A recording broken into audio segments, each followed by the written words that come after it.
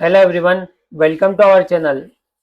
तो आज निफ्टी ने फिर से 22,000 के ऊपर जाकर ही क्लोज किया है। तो कल हमने प्लान किया था कि अगर मार्केट फ्लैट ओपन होगा तो फिर हमें एक बाइंग का मूव मिल सकता है, अगर ये अपना डे हाई ब्रेक करता है तो। इसने डे हाई ब्रेक तो किया और थोड़ा टाइम वेट करने के बाद यहाँ से हमें एक शार्प सेलिंग देखने को मिली है, और जिसके कारण इसने 970 के आसपास का लो लगाया है। एक सेकंड प्लान हमारा ये भी था कि अगर ऊपर से नीचे की तरफ ही आता है तो फिर इसके लिए 960 एक सपोर्ट जोन की तरफ काम कर सकता है। अगर इस जोन के आसपास हमें कोई बाइंग का प्राइजेशन देखने को मिलेगा तो हम बाइंग के लिए प्लान करेंगे। एग्जैक्ट इसी पॉइंट पे हमें एक हैमर कैंडल देखने को मिला और वहां से अच्छा खासा इसने 60-70 पॉइंट का अपसाइड मूव भी दिया है। और अभी इसने क्लोज किया है वो 22,032 रुपीज के आसपास। तो कल हम निफ्टी को किस तरह ट्रेड करेंगे, चलिए देख लेते हैं। अभी निफ्टी ने जैसा क्लोज किया है उस अकॉर्डिंग ऊपर की तरफ इसके लिए रेजिस्टेंस है, नीचे की तरफ सपोर्ट जोन है। तो अभी निफ्टी कंफ्यूजन क्रिएट कर सकता है कल के दिन, अगर इसी जोन में फ्लैट ओपन होता है तो। एक मूव मिल सकता है अगर ये फ्लैट ओपन होता है और फिर 960 से लाकर 50 रुपीज के बीच में ये आधा एक घंटा 2 घंटा ट्रेड कर जाता है, और फिर अगर 22,050 रुपीज को क्रॉस करता है तो फिर हमें 100 से लाकर 120 के टारगेट देखने को मिल सकते हैं। लेकिन उसके लिए इसको काफी टाइम इस जोन में वेट करने के बाद ब्रेकआउट करेगा तो ही हमें ट्रेड देखने को मिलेगा। सेकंड ट्रेड ये बन सकता है कि अगर ये 100 के आसपास गैप अप ओपन होता है तो फिर यहाँ पर सस्टेन करता है और उसके बाद ब्रेकआउट करता है तो फिर हमें कल वाले टारगेट 160 से लाकर 200 के टारगेट देखने को मिल सकते हैं। मार्केट अगर निफ्टी गैप डाउन ओपन होगा तो इतना इंटरेस्टेड नहीं है, क्योंकि नीचे की तरफ सपोर्ट जोन है 930 के आसपास और 960 के आसपास, तो यहाँ पर हम फिर से सपोर्ट देखने को मिल सकता है। और अगर थोड़ा नीचे भी आता है तो नीचे भी मल्टीपल सपोर्ट जोन है। सेकंड सपोर्ट जोन है 800 के आसपास, तो शायद वहां से हमें एक बाउंस बैक देखने को मिले।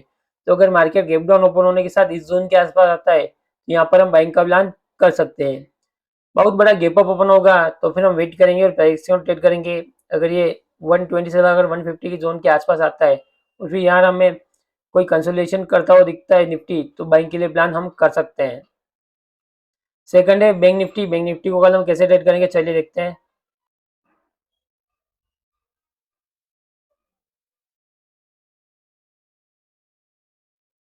बैंक निफ्टी में भी आज हमें फ्लैट ओपनिंग देखने को मिली, और वहां से कल हमने प्लान किया था कि अगर मार्केट ऊपर की तरफ जाएगा तो रेजिस्टेंस हिट कर सकता है 350 के आसपास। लेकिन इसने 300 के आसपास रेजिस्टेंस हिट करने के बाद नीचे की तरफ 48 अराउंड का लो लगाया है, और वहां से थोड़ा बहुत रिकवर होकर इसने क्लोजिंग किया हुआ है 48,125 के आसपास। तो कल हम क्लियर कट डिस्कशन किया था कि अगर मार्केट फ्लैट ओपन होता है बैंक निफ्टी तो हमें मार्केट में साइडवेज मूव देखने को मिल सकता है बैंक निफ्टी में। वैसा ही बैंक निफ्टी ने साइडवेज मूव किया है। आज एचडीएफसी बैंक का रिजल्ट है, तो शायद कल हमें बैंक निफ्टी में बड़ा मूव देखने को मिल सकता है। अगर रिजल्ट पॉजिटिव आया तो अपसाइड, और अगर नेगेटिव आया तो डाउन साइड का मूव हमको देखने को मिलेगा। तो एचडीएफसी को वॉच करके हम कल बैंक निफ्टी को ट्रेड कर सकते हैं। अगर बैंक निफ्टी 600 के ऊपर सस्टेन करने में कामयाब रहता है तो फिर हमें बड़े टारगेट देखने को मिलेंगे, या फिर अगर एक दिन और इस जोन में वेट करने लगता है तो फिर हम ब्रेकआउट पर प्लान करेंगे। कल हमने ये प्लान किया था कि अगर मार्केट 2 दिन इस जोन में रुक जाता है और फिर अगर ब्रेकआउट करेगा तो हमें 600 के टारगेट देखने को मिल सकते हैं। तो कल अगर और एक दिन ये इनसाइड कैंडल बना देता है इसी कैंडल के अंदर, तो इसके ब्रेकआउट पर हम फिर से बाइंग के लिए प्लान कर सकते हैं। इंट्राडे में हम जब प्लान करने जाते हैं तो इसको 450 से लगाकर 550 के जोन के अंदर ट्रेड प्लान नहीं करेंगे। अगर इसके ऊपर सस्टेन करता है तो फिर हमें 600 के टारगेट देखने को मिलेंगे। तो इस छोटे से मूव के लिए हम प्लान कर सकते हैं। अगर ये 460 से लगाकर 470 के ऊपर सस्टेन करता है तो हम 500-600 के टारगेट प्लान कर सकते हैं। नीचे की तरफ सपोर्ट जोन है वो है इसके लिए 830 के आसपास, तो वहां पर मार्केट अगर आता है तो यहाँ पर हम वेट करेंगे और प्राइजेशन रोटेट करेंगे। अगर यहाँ पर हमें कोई ऐसा पॉजिटिव प्राइजेशन देखने को मिलेगा तो फिर हम बाइंग के लिए प्लान कर सकते हैं। थर्ड है हमारा फिन निफ्टी। फिन निफ्टी में भी आज कोई ज़्यादा मोमेंटम हुआ नहीं। कल हमने यही प्लान किया था कि इसमें भी शायद हमें बड़ा मूव को देखने को नहीं मिलेगा। अगर ये बहुत बड़ा गैप अप ओपन होगा और फिर अगर 600 को ब्रेक करेगा तो शायद हमें बड़ा मूव देखने को मिल सकता है।